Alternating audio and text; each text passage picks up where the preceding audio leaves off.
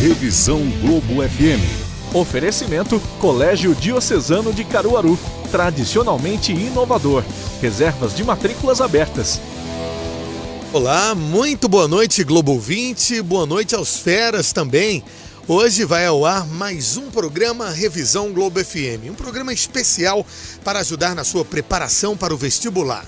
Hoje, os professores do Colégio Diocesano vão dar dicas a você, fera, que está se preparando para o vestibular da Unifavip DeVry, com os principais pontos a serem abordados. Muito boa noite, professores, sejam bem-vindos. Boa noite, fera, boa noite, Moisés, prazer estar aqui de novo, né? E prazer estar aqui muito bem acompanhado com a nossa querida mestra, a professora Mônica Pereira, sempre animada nessas noites de sábado, para a gente conversar um pouquinho, né, agora sobre a prova de amanhã. Amanhã a gente tem Unifavip, né? A antiga Favip, o maior ou um dos maiores vestibulares do interior do Nordeste. Professora? Boa noite, Moisés, boa noite, Menelau, boa noite, fera. Pois é, amanhã a gente tem uma prova que assustou um pouquinho os alunos por causa da mudança da banca, né? Até o ano passado, a Unifavip fazia a prova com a Coveste. E a partir desse ano, adotou uma outra banca, a FAPERP, que realiza as provas da DeVry, que é a mantenedora da Unifavip, né? Eu, há 15 dias, entrei em contato com o pessoal da Unifavip pedindo orientações sobre esse estilo de prova, porque o aluno ficou perdido, né? Sem saber se essa banca faz no estilo do Enem ou faz no estilo do vestibular tradicional. E aí eu tive a resposta do pessoal da Unifavip que a banca adota um sistema mais tradicional de vestibular, né? Então, dentro da parte de língua portuguesa, por exemplo, a gente deve ter aí um primeiro texto maior para 5 ou 6 questões, né? Essas questões devem pedir, por exemplo, a ideia central do texto, os elementos que conectam as ideias do texto. Então a gente sempre vai ter questões ligadas aos conectivos. Na verdade, são aquelas questões antigas de orações subordinadas, né? Hoje ninguém utiliza nem mais essa nomenclatura nos vestibulares, mas se fala do valor dos conectivos, o valor de tempo, de concessão e tal. E, claro, questões de concordância e de regência, mas principalmente de concordância. Isso aí, não existe vestibular ou concurso público sem questões de concordância verbal, principalmente. Então, pode parecer até clichê falar do verbo haver e do verbo existir, mas o fera tem que estar por dentro disso aí, se ligar principalmente na casca de banana do verbo haver como auxiliar. Nesse caso ele concorda, então para não ficar naquela coisa meio que decoreba de verbo haver tem que ficar no singular. Não é sempre assim. Então a gente aposta amanhã numa prova tranquila, como sempre foi no caso da Unifavip. A dificuldade que o fera vai encontrar lá é a concorrência em alguns cursos, né? De fato, tornou-se um dos maiores vestibulares do interior do Nordeste e a gente sabe que é bem concorrido. Amanhã teremos aí muitos feras para fazer essa prova. E para todos os cursos tem português, né? Com 17 questões para todo mundo. Então, língua portuguesa é importante para o pessoal de humanas, para o pessoal de saúde, para o pessoal das engenharias. Então, são 17 questões. Uma característica interessante da Unifavip é que 25% da prova é a nota da redação. E mais 25% a prova de português e literatura. E língua estrangeira, né? Literatura são 7 questões, Mônica. Ou 5 ou 7. Na verdade, eles não especificam. Colocam 17 como tudo. Devemos ter 5 ou 7 de literatura. O que é que você espera para amanhã? Eu não espero muita novidade não, Menal, mesmo. Até porque o programa não traz novidades. A não ser na forma de apresentar, né? A única mudança que se vê no programa é a forma de apresentação. Mas em relação a conteúdo, não. Já é de se esperar mesmo que se valorize os autores nordestinos, e há essa valorização. Por exemplo, eles pedem José Lins do Rego e Raquel de Queiroz, certo? Depois pedem também João Cabral de Melo Neto, ou seja, nenhuma novidade. Aqui o aluno precisa estar atento às características e aos aspectos sociais de cada escola. Inclusive, eles colocam mesmo como característica, que é muito tradicional, né? Colocam mesmo no programa características das escolas. Pedem o Olavo Bilac, então mais tradicional, impossível.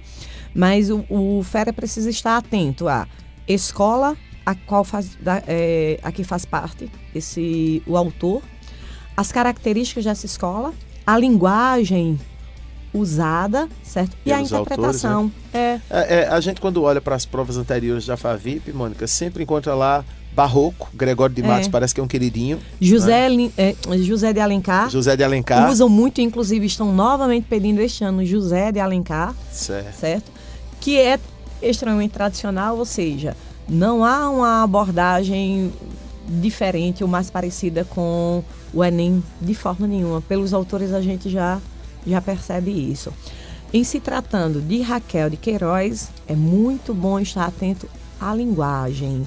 Raquel traz uma linguagem muito regionalista, muito coloquial, que às vezes até deixa o fera um pouquinho perdido, porque exagera mesmo no coloquialismo. De José Lins, não dá para ver José Lins sem pensar em aspectos econômicos, a transição de engenhos de açúcar para a usina, então não há como não perceber isso na obra de José Lins. E normalmente se explora isso mesmo. Explora isso mesmo. De João Cabral, ficar atento à linguagem, mais uma vez. Se pediram Olavo Bilac, então é necessário prestar atenção também à forma em João Cabral. Por quê? Porque João Cabral, embora seja pós-modernista, ele vai trazer aspectos do parnasianismo, lá de finalzinho de 1800 e início de 1900.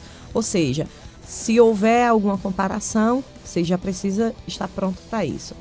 Porque é até interessante, é raro pedir hoje Olavo Bilac, é muito, muito raro. E está lá no programa. E está no programa Unifavip.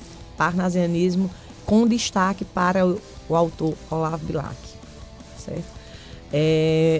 E por que não se pede tanto hoje Olavo Bilac, e nem parnasianismo?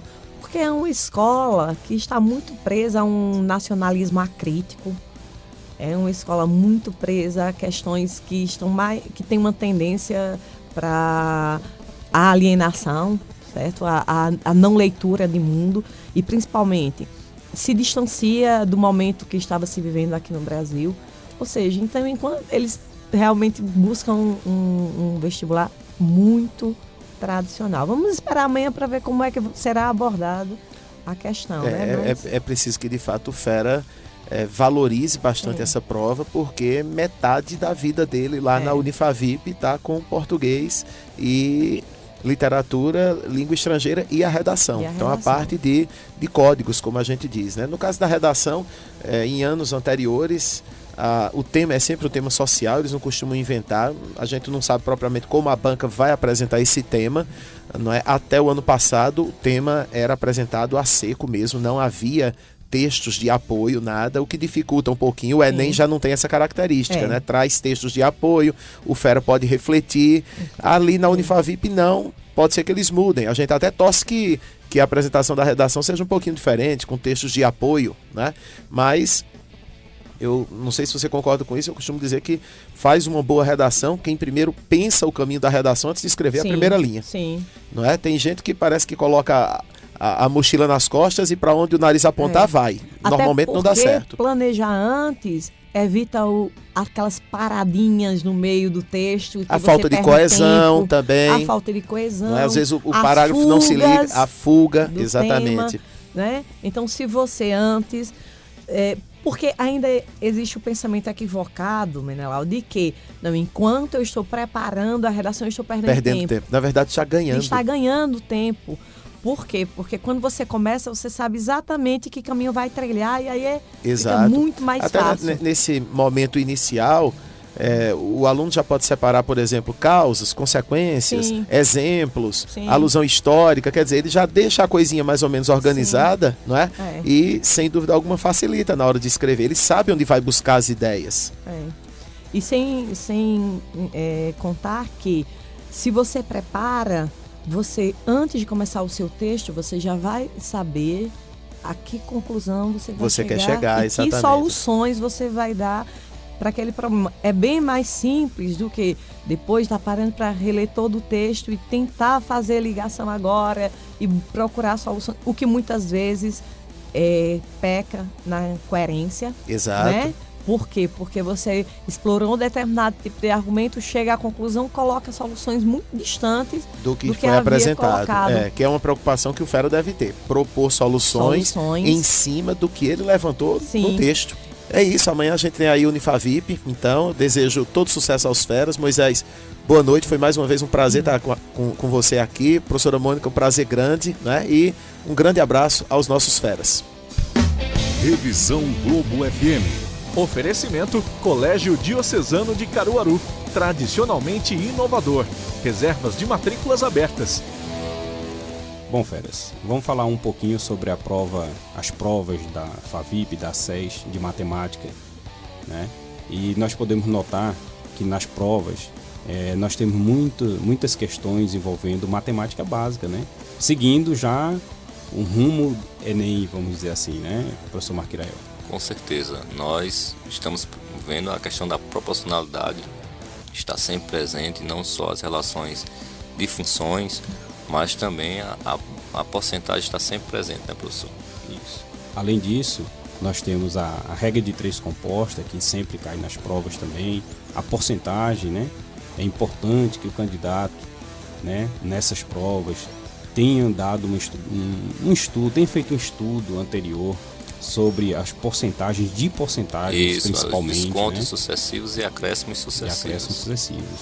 Né? São inúmeras as questões que a gente vê de anos anteriores, né, dessas provas que se cobram esses conceitos. Além disso, as provas da FAVIP e da SES, elas fogem um pouquinho do estilo Enem, porque nós vamos ter a inclusão de alguns assuntos, né, que já não são tão abordados no Enem, como funções polinomiais, os números complexos, né, uma geometria um pouquinho mais puxada, uma geometria espacial, uma geometria plana, onde se cobram conceitos um pouco mais complexos, né, professor? Isso, aquelas questõezinhas de logaritmo, de exponencial, onde substituições simples levam resultado e que às vezes assusta, né? Porque Isso. o candidato estudando para o Enem deixa essas questões um pouquinho de lado, mas essas questões estão sempre presentes, né, professor? Isso, questões, falou em logaritmo, eu lembrei logo das questões de matemática financeira, juros compostos, né? Então, praticamente todos os anos nós temos questões de juros compostos, né? E o candidato, quando pega a prova e vê lá o logaritmo na base 10, ou então o logaritmo neperiano, se assusta logo, né? Diz, eu pulei, vou pular. Vou pular, né? Mas, na verdade, ali, gente, o logaritmo ele vai ser aplicado em alguns cálculos da matemática financeira, né? Então é importante, por exemplo, que o candidato conheça a fórmula do montante dos juros compostos, né?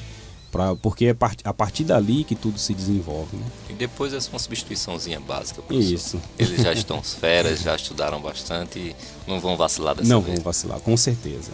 Então, gente, fiquem atentos a essas questões. E outra coisa, outro assunto muito presente nas provas, né, que a gente pode até associar, são 2 assuntos, mas a gente pode associar, que é a análise combinatória e a probabilidade, que nós gostamos tanto, né, professor? Não podemos esquecer.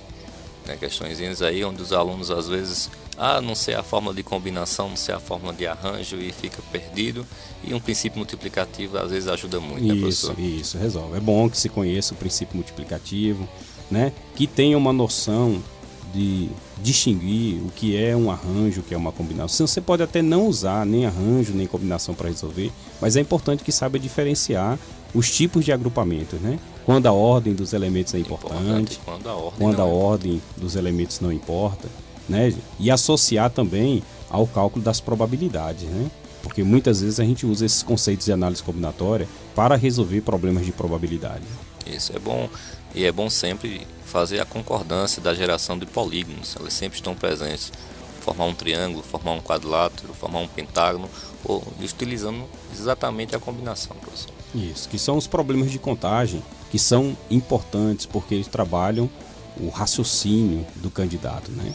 Então, uma prova hoje onde não se cobre probabilidade, análise combinatória, ela foge um pouquinho dos padrões de provas que nós encontramos no dia a dia. Por isso que nós consideramos que são assuntos que não irão ficar fora do vestibular nesse ano. Com certeza. Então, se preparando, faça uma revisãozinha, né, sente um pouquinho, pegue questões anteriores e pratiquem, para na hora essas questões estarem bem lembradas. Outro assunto que não deve ser deixado de lado é a trigonometria, né, professor? Porque conceitos como seno, cosseno e tangente, que são muito importantes na matemática, a gente sabe que no Enem eles não são tão cobrados como deveriam ser. Mas quando você pega uma prova como FAVIP, a SES, você pode usar os ângulos, os arcos notáveis, 30, 45, 60 graus. A relação né? trigonométrica é Relações fundamental. trigonométricas. Né? E aí nós temos aí várias questões onde temos que recordar, né? Nossas relações, onde foi deixado de lado, mas está presente. Isso, a tabela dos arcos notáveis, né? Com certeza. Quem chega na hora da prova e esquece o cosseno de 30, o seno de 60, a tangente de 45. Então são assuntos que vocês devem estar sempre revisando, porque são de fundamental importância na resolução de problemas, né? De questões de geometria e da própria trigonometria. Né? E professor, o que é que nós podemos citar sobre erros comuns que nós encontramos nessas provas? Os alunos chegam comentando e que a gente tenta sanar cada ano. Olha, a principal preocupação está na matemática básica, né?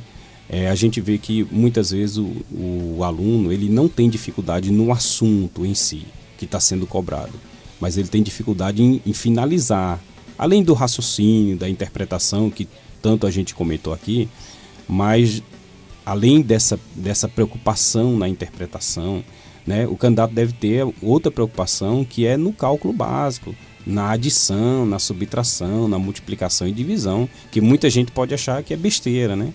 Mas como nós usamos muito calculadoras hoje em dia, né, e estamos substituindo no nosso dia a dia o nosso cálculo manual pela máquina, na hora da prova nós não estaremos com a máquina, né? É um dos problemas sérios que nós encontramos, os alunos acabam travando no meio da questão, né, professor? Isso. Porque na hora está faltando aquela ferramenta que ele utiliza constantemente na sala de aula.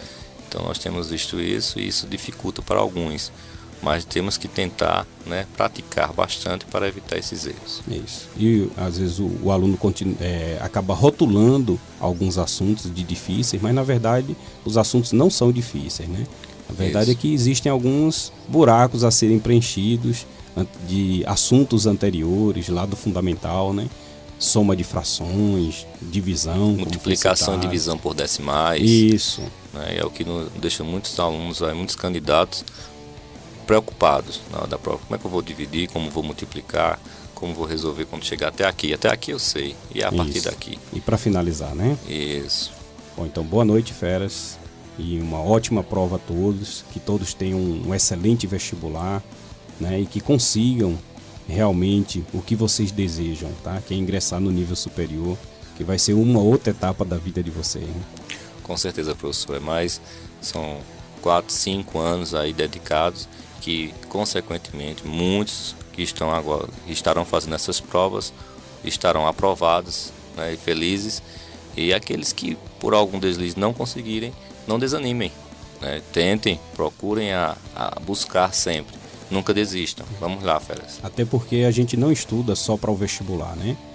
A gente tem que ter em mente de estudar para a vida, para o dia a dia, para o que você vai fazer daqui a 10, 20 anos, né? Você não pode pensar só no hoje, tá? O estudo, o tempo que você tem de sala de aula, de estudo, não vai servir para um dia só da sua vida, tá? Então, lembre de associar esse estudo com a sua vida, com o que você vai fazer daqui aos próximos anos.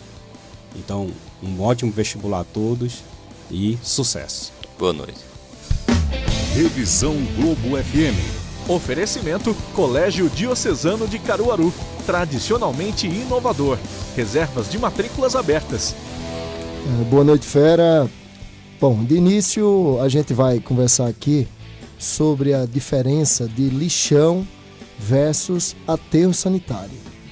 Bom, o lixão, você tem um amontoado de lixos e nesse lixo pode conter o chorumen, que consiste em um líquido negro de odor fétido que contamina os lençóis subterrâneos de água. Esse líquido pode conter micro-organismos patogênicos e metais pesados tóxicos para o ser humano. Boa noite. Boa noite, Fera. Boa noite, Marco. Realmente, quando a gente fala da preocupação da demanda ambiental, é justamente o crescimento populacional.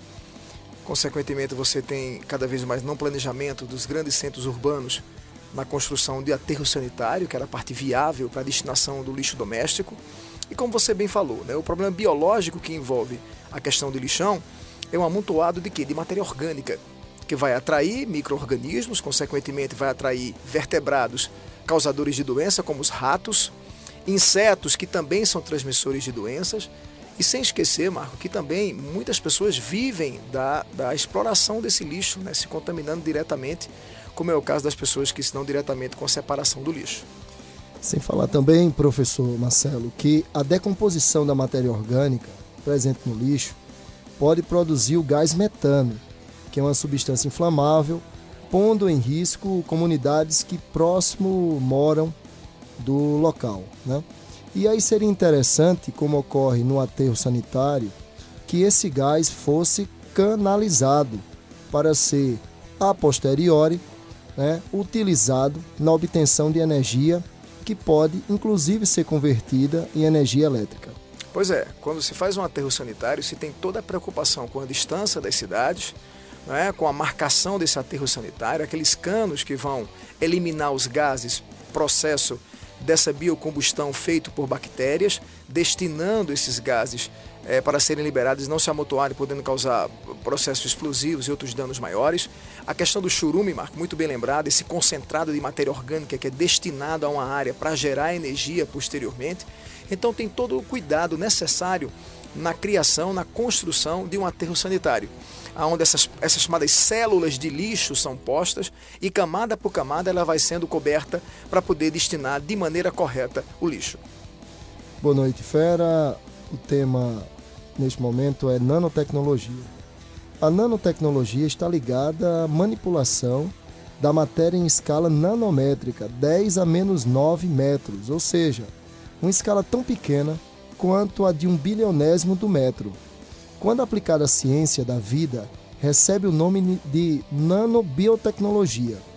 No fantástico mundo da nanobiotecnologia, será possível a invenção de dispositivos muito pequenos, usando o conhecimento da biologia e da engenharia, que permitirão examinar, manipular ou imitar os sistemas biológicos. Isso é uma perspectiva muito grande, Marco, no campo da medicina, para terapias, para cura de doenças, até mesmo para prevenção, a parte imunológica. Para você ter uma ideia, existem programas que visam imunizar as pessoas através de nanochips. Esses nanochips, eles são dispositivos feitos a partir do reconhecimento citoquímico dos agentes invasores para combatê-los, para inativá-los. Isso seria uma imunização artificial com uma precisão de competência impressionante, já que eles têm a capacidade de agredir e de inativar apenas os agentes invasores, resguardando a atividade biológica das células. Interessante, professor Marcelo, que na parte química, a engenharia química entra com a dopagem, uma vez que dopar é trocar átomos. Por exemplo, um lápis, né, de uma cor qualquer, os átomos de carbono podem ser substituídos por átomos de silício, e aí a ponta fica muito mais rígida. Ok, interessante isso aí, Marco. Dentro da medicina também a gente pode citar uma terapia muito utilizada, que é a terapia quimioterápica, né? Ou seja, a terapia a partir de substâncias químicas que são endovenosas, aonde dentro da nanotecnologia eles vão trabalhar com esses nanochips que podem fazer o quê? Que podem destruir ou inativar apenas as células neoplásicas, ou seja, aquelas células que estão com a modificação de sua atividade natural, que se tornaram células cancerígenas, o que minimizaria muito, caro estudante, a questão dos efeitos colaterais do câncer, né? Já que quando se usa uma droga, essa droga ela não tem essa autossuficiência para combater apenas as células cancerígenas, então ela agride vários tecidos do organismo. E com a nanotecnologia, uma perspectiva muito grande dela só ser ofensiva, ou seja, ela só inativar as células cancerígenas. Um fato também interessante, professor Marcelo, seria as questões das alergias, porque como é uma escala muito pequena, então uma droga seria rapidamente absorvida pela célula. E aí, tendo uma alergia, como é que a gente conseguiria controlar, né, se está dentro da célula? Correto, porque até é um processo de resposta imunológica, né? O processo alérgico, o risco da alergia são as consequências que o organismo é submetido após essa reação de defesa. De contrapartida, você minimizaria essas adversidades com o uso específico dessa tecnologia. Olha só, metade do volume do óleo de cozinha consumido anualmente no Brasil, cerca de 2 bilhões de litros, é jogado incorretamente pelos ralos, pias e bueiros. Estima-se que cada litro de óleo descartado polua milhares de litros d'água. O óleo no esgoto tende a criar uma barreira que impede a passagem da água, causa entupimentos e, consequentemente, enchentes. Além disso, ao contaminar os mananciais, resulta na mortandade de peixes e outros organismos. Uma das saídas seria a reciclagem do óleo de cozinha, além de necessária para o mercado na produção do próprio biodiesel. Então seria utilizado para produzir esse biodiesel. Há uma demanda atual de 1,2 bilhões de litros de biodiesel no Brasil. Se houver planejamento na coleta e transporte e na produção também, estima-se que possa pagar até R$1 por litro de óleo a ser reciclado. Quer dizer, um mecanismo, uma saída importante para a gente minimizar com esse dano, não é, Marco? Professor Marcelo, inclusive esse processo que transforma o óleo vegetal em biodiesel, ele é conhecido como transesterificação, onde este óleo vai reagir com metanol e aí vai haver a formação de um novo éster com a cadeia menor, isto é, mais fino, menos viscoso, mais fácil de ser queimado. E outra coisa interessante é que os biocombustíveis, eles possuem uma taxa de enxofre muito pequena, né? A questão também dos biocombustíveis se refere ao replantio, né? Uma vez que a queima gera CO2, e aí plantando novamente, através do sequestro de carbono, essa biomassa vai aumentar, limpando novamente a atmosfera. Um dos procedimentos aí que a gente vê muito comum, Marco, é essa destinação irregular, né? Quando a gente fala do prejuízo que pode causar ao bioma de água doce, que já é um bioma bastante agredido, né, por outras formas de poluentes, além disso, essa demanda de óleo de cozinha, que é um tipo de lipídio insaturado, que ao entrar em contato com a água, além dela comprometer a base da cadeia alimentar, porque ela cria um manto que diminui a intensidade de energia luminosa, e a gente imagina o quê? Essa diminuição de energia luminosa na água vai comprometer a base da cadeia alimentar, já que essas micro e macroalgas são responsáveis pelo processo fotossintético. E de contrapartida, essa não introdução de energia nesse ecossistema vai acabar danificando uma série de outros seres vivos que precisam desse elo energético para a sua sobrevivência. Ou seja, uma agressão muito forte àquele bioma, um bioma que já é bastante ameaçado por ser limitado, já que a gente tem uma disposição muito pouca de água doce na superfície do planeta. E isto acontece porque o óleo ele é menos denso que a água, então a tendência dele é ficar em cima, bloqueando a entrada dos raios solares. Sem falar também que os óleos são apolares, enquanto que a água é polar. E existe uma regra muito simples na química que diz semelhante dissolve semelhante, isto é, semelhante dissolve semelhante, isto é, polar dissolve polar e apolar dissolve apolar. Bom, gente, a gente espera ter contribuído e acredita que o seu esforço tem só um resultado, a sua vitória, e conte conosco. Beleza, professor Marco. Satisfação estar aqui contigo, estar aqui com os ouvintes da Rádio Globo, parabenizar a Rádio Globo por essa iniciativa e aos feras desejar sucesso nessa maratona, nessa jornada de vestibular. Um abraço a todos e boa noite. Bom, chegamos ao fim de mais um Revisão Globo FM. Obrigado aos professores e a você, fera. Bom, se quiser ouvir novamente o Revisão Globo FM, é só acessar a nossa fanpage, Globo FM Caruaru. Lá você vai encontrar um resumo do programa de hoje. Não perca, próximo sábado tem mais Resumo Globo FM para o vestibular da SES, Fafica e FPE. Muito boa noite e um ótimo domingo de provas para você.